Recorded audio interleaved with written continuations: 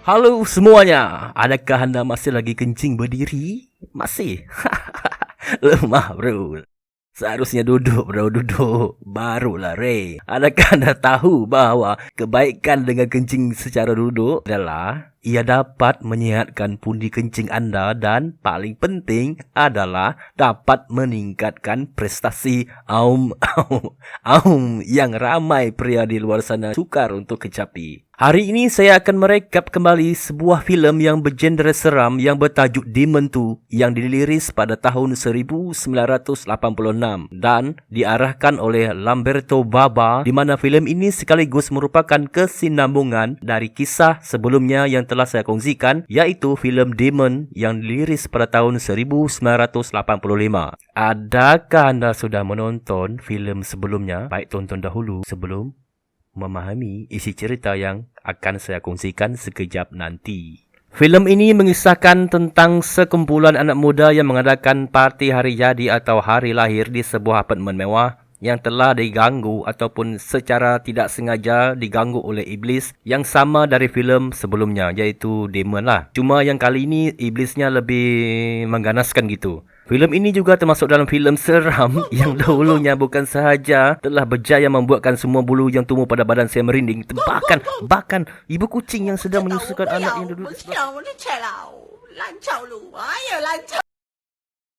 Inilah Iblis Part 2.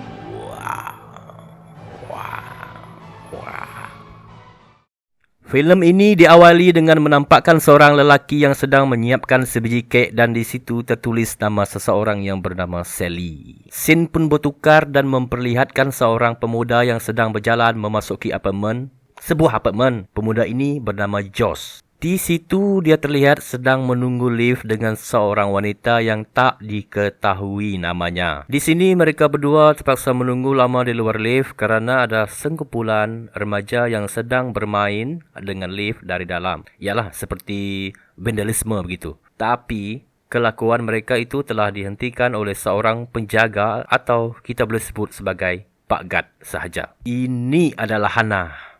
Di sini dia sedang bersenam atas alasan untuk menyalurkan oksigen untuk bayi yang masih dikandunginya. Dia adalah seistrinya si Josh. Di sini dapat kita lihat yang mereka sedang berbicara ataupun mereka agak risau tentang parti yang akan diadakan oleh si Sally, kerana tiap kali Sally mengadakan parti pasti akan menimbulkan kekacauan kerana bunyi bising dan situasi ini seringkali mengganggu ketenteraman jiran yang berdekatan. Dan ini adalah entahlah siapa namanya, saya pun tak tahu. Sebenarnya sosok ini kurang berperanan sepanjang perjalanan filem. Tetapi apa itu Abang Ganteng? Tapi disebabkan oleh ketampanan kumis dan misainya, saya pun akur dan akan memanggilnya si botak kumis. Ingatkah anda dengan mereka ini tadi? Ya, merekalah yang mengacaukan lift sebelumnya tadi. Dan merekalah yang akan mengadakan sebuah jamuan hari tua si Sally. Nah, ini mukanya si watak utama yang hakikatnya bukanlah benar-benar watak utama, iaitu Sally. Di babak ini si Sally seakan merungut tentang imej dirinya bahawa pakaian, rambut, malah semua penampilannya langsung tidak kena dengan keinginan hatinya. Kenapa membeli pakaian mahal-mahal jika akhirnya tidak sesuai dengan penampilan? Memang semua wanita begini ya? Kalau sudah jelek biar aja jeleknya. Marah. Entahlah nak, kamu kan wanita, jadi kamu sendirilah yang bagi tahu. Ngok. Bodoh amat. Proceed, tapi kekecewaannya itu malah berubah tak kala dia melihat sebuah rancangan televisyen. Seperti apa yang kita lihat di rancangan TV tersebut, terlihat 4 orang pemuda yang masing-masing 2 orang wanita dan 2 orang lelaki yang sedang bermanjat tembok, dan tempat itu merupakan semacam zon larangan yang telah didirikan oleh umat manusia untuk mencegah sesuatu, iaitu iblis yang telah sekian lama menyerang umat manusia umumnya. Dengan cara membina tembok inilah manusia tetap terus selamat. Ingatkah lagi dengan filem Demon yang telah saya ceritakan pada awal filem sebelumnya?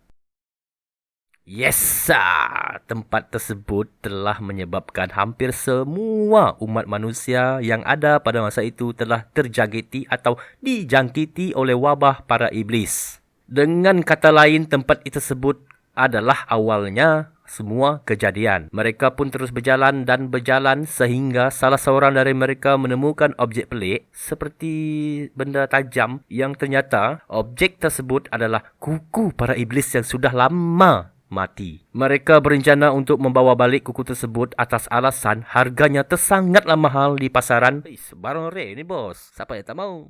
Dan tanpa membuang banyak waktu, mereka pun terus menjelajah tempat itu dan secara tidak sengaja salah seorang rakan mereka iaitu wanita ini telah terluka akibat goresan batu tajam yang dipegang olehnya. Manakala tidak jauh dari tempat itu juga, mereka telah menjumpai satu tempat di mana mereka telah menemukan bangkai ataupun mayat iblis yang telah lama terkorban dengan tertimpa sebatang besi.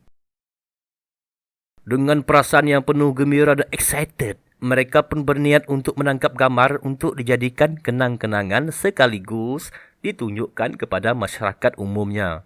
Memang beginilah sifat manusia. Tak tahu lah. Sikit-sikit begitu.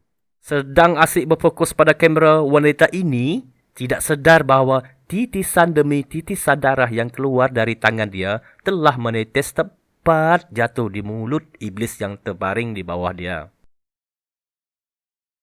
Dan alangkah memunyanyokan bila iblis itu perlahan-lahan berlangsur pulih, tetapi dia pulih tanpa mereka sedari. Lain kali, tengok bawah bila selfie. Seperti mana lelaki yang sudah bertahun-tahun haus akan kasih sayang seorang wanita, iblis itu pun bangun dan tanpa basa-basi terus menyerang mereka. Pendek kata, semuanya pun terkorban. Kita balik ke tempat di mana Cecily yang sedang menonton rancangan tersebut seakan-akan ketakutan kerana di situ jelas menampakkan bahawa iblis tersebut perlahan-lahan begitu mendekati dari dalam kaca televisyen. Lalu Sally pun menjerit kerana iblis yang ada di dalam rancangan itu seakan-akan ingin keluar dari dalam TV tersebut. Sambil menjerit, au, au, au. Sally pun berlari ketakutan dan berusaha untuk membuka pintu dan alangkah terkejutnya dia tak kala menoleh ke belakang bahawa tidak ada apa-apa pun yang terjadi. Tetapi, tiba-tiba...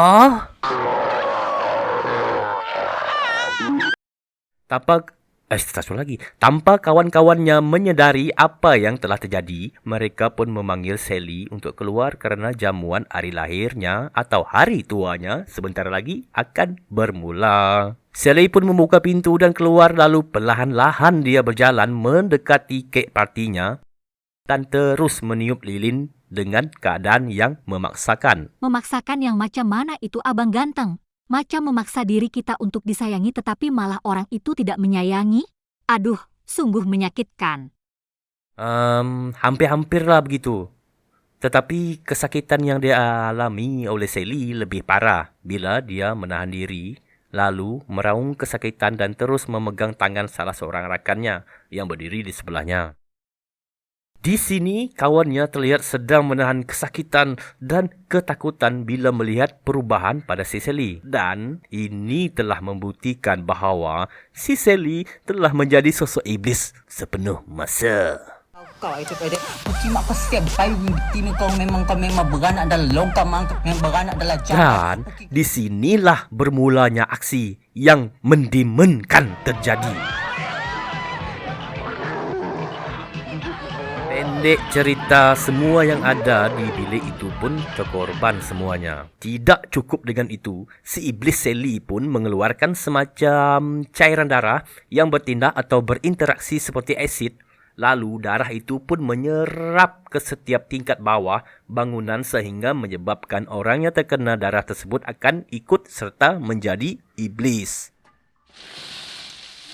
Bukan itu saja, bye. Kesan dari darah itu tadi pun telah menyebabkan bekalan elektrik pada seluruh apartmen terputus. Nah, ambil kau. Disebabkan ketiadaan elektrik itu juga telah menyebabkan semua sistem keselamatan tak berfungsi. Sehingga kan si Josh yang baru saja keluar atas alasan ingin membeli makanan untuk istrinya yang mengidam pun terpaksa terjebak di dalam lift bersama dengan wanita yang kita lihat pada awal cerita tadi, yang kebetulan bersamanya lagi. Mereka berdua pun berusaha untuk keluar dengan membuka pintu lift lalu menjerit dan meminta agar diberikan pertolongan, namun usaha itu terhenti apabila si Josh tiba-tiba melihat sekumpulan iblis berlari melintasi mereka berdua. Berbalik ke tempat si botak kumis. Dalam keadaan panik, si botak kumis dan rakan-rakannya yang lain tiba-tiba mendengar jeritan dan lalu pergi untuk melihat apakah yang sudah terjadi. Dan alangkah terkejutnya dia bila mengetahui bahawa para iblis telah pun mengganas, lantas dia pun menyuruh rakan-rakannya keluar dari tempat tersebut. Hari-hari mereka pertama buruk bila semua pintu keluar masuk di tempat itu tidak dapat dibuka kerana ketiadaan elektrik. Wah, habislah korang. Mampus. Disebabkan apartmen itu adalah salah satu apartmen yang termewah di kawasan itu. Bukan hanya pintu biasa, bro. Bukan hanya pintu biasa. Malah, semua pintu kaca pun tidak boleh dipecahkan kerana pintu kaca tersebut adalah kalis peluru. Inilah yang terjadi bila kita tinggal di apartmen mewah. Ada yang kebaikan, ada yang keburukannya. Inilah dia. Dan tanpa menunggu lama, mereka pun berlari ke parking kereta yang terletak di bawah apartmen tersebut. Mereka berniat untuk membuka pintu garaj lalu terus menyekat ke semua pintu masuk dengan segala apa yang ada. Sementara itu, seorang budak kecil atau bocil yang masih di tingkat atas yang kelihatannya sedang ketakutan dan dia mencuba untuk keluar dari bilik kerana terdengar bunyi bising yang membuat dia keheranan lah gitu. Tertanya-tanya begitu, apakah bunyi bising tu? Adakah anjing sedang bebung? Tahu kan maksud bebung? Di saat ingin mengenal pasti dari arah mana datangnya bunyi tersebut, dia pun secara tidak sengaja menampak ataupun ternampak sekumpulan iblis yang kelihatannya sedang berpusu-pusu menaiki tangga seakan-akan ingin mencari mangsa. Dengan detak jantung yang berdep-dep, dia pun berlari semula ke arah biliknya. Malangnya pintu biliknya telah terkunci dari dalam dan hal ini telah memaksa dia untuk bersembunyi di dalam ruang kosong atau semacam store lah gitu untuk mengelak diri dari dikejar oleh iblis.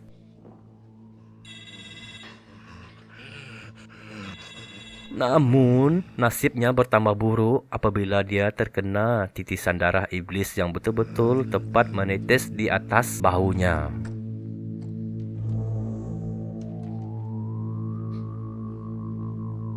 Sementara itu, di lokasi lain, si Josh dengan wanita ini tadi pun ditemukan oleh Pak Gad. Belum sempat Pak Gad berjaya membantu mereka keluar, Pak Gad pun terpaksa menerima nasib malang apabila salah satu iblis terus mencakarnya tepat di muka dan dia terus jatuh tak berdaya. Dan tidak lama setelah itu, Pak Gad yang sudah menghensinkan dirinya menjadi iblis pun terus menyerang wanita yang bersama dengan si Josh. Nasib menyebelahi wanita ini kerana ruang pintu lift hanya terbuka sedikit sahaja. Sementara itu, di parking bawah memperlihatkan si botak kumis dengan rakannya masih lagi menyiapkan diri untuk bertahan kerana mereka tahu bahawa para iblis akan menyerang mereka dalam masa terdekat. Kita berbalik pada isteri si Josh, iaitu Hannah.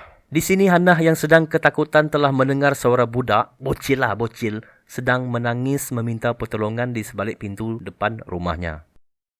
Tanpa berfikir panjang, dia pun membuka pintu dan rupanya budak yang terkena titisan darah tadi itu telah menghensinkan dirinya menjadi iblis dan terus menyerang Hannah. Hai, kesian sana. Darah cantik diserang lagi. Aduh, kalaulah. Apaan sih?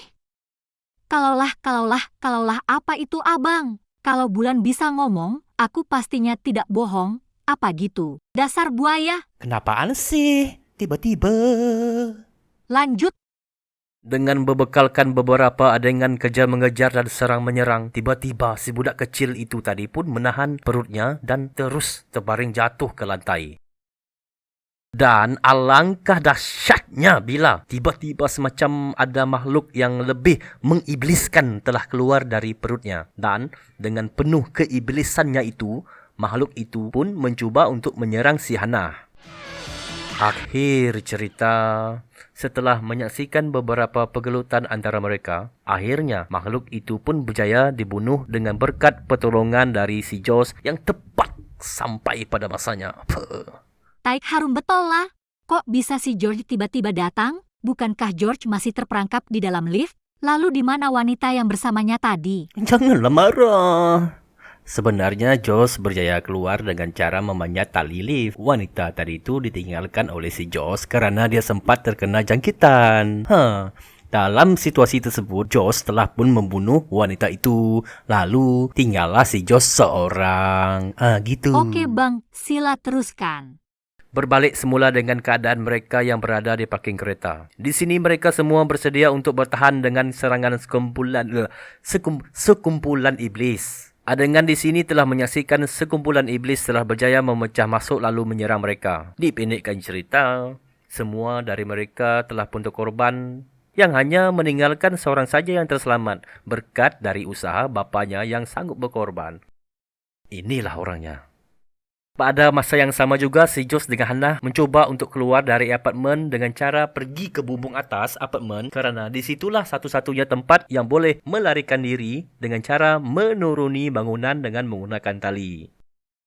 Tetapi sebelum itu, Josh berpesan kepada Hannah supaya pergi dahulu. Sementara Josh mencuba untuk menghentikan sekumpulan iblis yang mengejar mereka dengan cara meletupkan saluran gas yang berada di tepi tangga. Singkat cerita, saluran itu pun diletupkan dan kesemua iblis pun terkorban. Mereka berdua pun terus pergi ke bumbung bangunan dengan ditemani oleh dua orang yang pada awal cerita tadi. Mereka berdua ini adalah kawannya si Sally yang bersama-sama merayakan perayaan si Sally. Malangnya lagi, tanpa mereka sedari, mereka berdua telah pun terjangkiti wabah. Si lelaki telah pun dibunuh oleh Josh semasa menaiki tangga dan seorang lagi dibunuh semasa mereka berada di atas bumbung bangunan. Aduh, tidak jelas dari mana mereka berdua menjumpai dua orang ini. Kok bisa tiba-tiba ada? Okey. Ingatkah lagi semasa si Josh sedang menghentikan para iblis tadi tu di tangga? Ya, betul. Hannah yang telah pergi dahulu sempat singgah ke bilik Sally dan di situlah dia menemukan mereka berdua ini. Yang mereka berdua ini sedang bersembunyi. Gitu. Sementara itu si iblis Sally yang masih bertahan dari letupan pun bangun lalu mengejar mereka berdua yang sedang menuruni bangunan dengan berbekalkan tali. Lagi-lagi nasib menyebelahi mereka berdua apabila si Josh berjaya membunuh Sally ataupun iblis Sally dengan mencucukkan batang besi tepat ke arah perutnya. Ambil.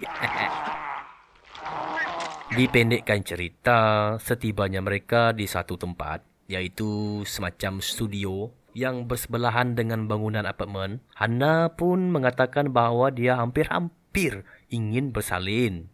Dan perkara ini telah memaksa Hannah untuk bersalin tepat di situ juga. Selepas beberapa ketika setelah Hannah sudah melahirkan anak, dengan tiba-tiba mereka berdua pun dikejutkan lagi dengan kedatangan iblis Sally. Tapi kali ini si iblis Sally kelihatan betul-betul terluka parah kerana sudah beberapa kali terkena serangan yang mematikan. Belum sempat menyerang mereka berdua, si iblis Sally pun tiba-tiba terjatuh dan terus tidak sedarkan diri. Tetapi kegembiraan mereka berdua terhenti ketika entah dari mana rakaman si iblis Sally tiba-tiba terakam dan di sini menampakkan dia sedang berlari mendekati mereka berdua dengan cara ingin keluar dari TV seperti mana terjadinya dengan iblis pada awal cerita tadi yang berjaya memasuki televisyen dan terus menyerang si Sally. Ingatkan adegan yang awal tadi tu? Itulah dia. Namun perkara itu lantas dihentikan oleh si Jaws dengan cara memecahkan beberapa TV yang ada di situ. Akhir cerita mereka berdua pun berjaya keluar dan filem pun tamat. Happy ending. Melalui kisah ini kita dapat simpulkan bahawa janganlah menonton filem horor sendirian. I.